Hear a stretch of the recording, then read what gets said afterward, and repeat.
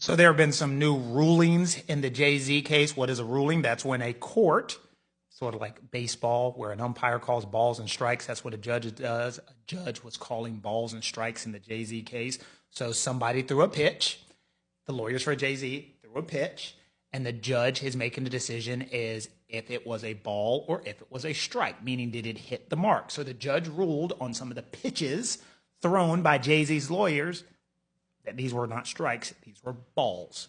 I don't know if I should be saying balls in the Jay-Z Diddy case. But anyway, what ended up happening is Jay-Z's lawyers came out and they said, look, judge, we do not believe this case should go forward.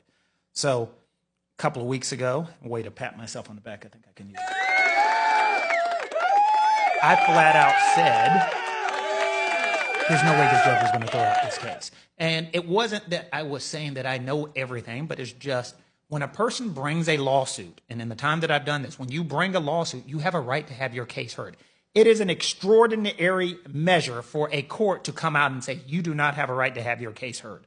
I'm not saying the case is right. I'm not saying the case is wrong. I'm saying I'm not throwing the case out just because Jigga's lawyers want the case thrown out. So I made this comment, and then, of course, in the private messages, Jigga in the Queen Bee's army. I was like, you ready, B? I'm ready. All I need in this life is me and my girlfriend. Is like, you don't know what you're talking about. This judge is going to throw this case out. Shut the fuck up. The case is not going to get thrown out. And so all the internet lawyers and so forth saying there's no facts, there's no evidence. Again, somebody saying something happened is a fact and is evidence. And yes, you can discredit this person all you want, but in discrediting this person, these are things for the jury to make the decision. And that's what the court said. The court said, I'm not throwing this out just because you want me to do it. I'm not throwing it out just because you ask me to do it.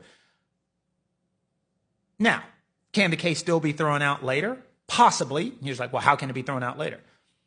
It's only going to be thrown out after depositions, after discovery, and after all of the information is collected by both sides. And then both sides get forward and say, Judge, we're ready for trial. And then one side is going to be Jay-Z saying, we have all the evidence we need, and they have had all the opportunity to get all the evidence they need, and there still is not enough for a jury to make a decision.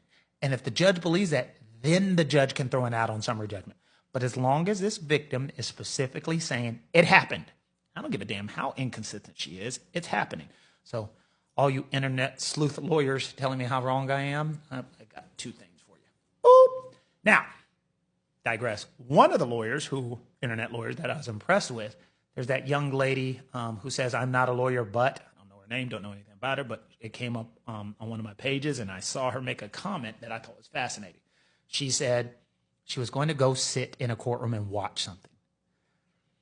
Sometimes if you have a chance, especially with our system of justice, go watch a court case if you can. Go sit down and watch. You'll learn more by watching it than anything in the world. And that has me the most utmost respect. People who sit down and watch cases and then talk about them, I get that.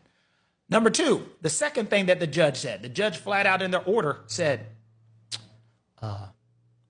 Jigga lawyer, could you do me a favor and quit talking shit about the other lawyer, because that does not do you any good whatsoever, and it ain't a legal argument. Translation, stop talking shit. Now, I know what Jay-Z's lawyer was doing. He was basically saying, I cannot attack a victim publicly in these filings. But what I can do brilliantly is attack the lawyer. Everybody hates lawyers. So if I attack the lawyer, quid pro quo, it's going to be attacking the victim in this case. And the judge said, you're not doing yourself any good. There's no substance to that. You need to stop. And then finally, where I was wrong was I did not think there was any chance whatsoever that the court was going to allow the victim to proceed without identifying her name. The court said, nah, I'm not going to let her name out there.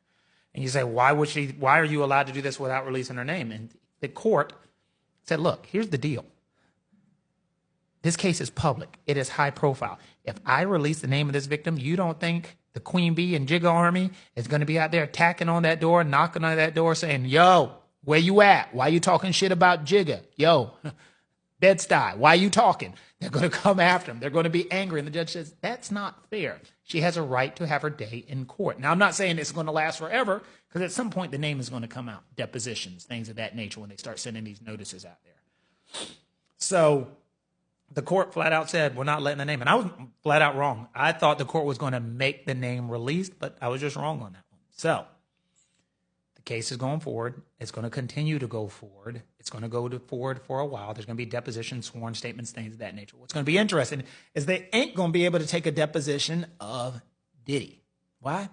Because Diddy's ass is in jail, in case you're in Iraq, and he ain't going to be talking to anybody. So no statement from Diddy. The plot thickens, and I guess I got to kick it one time.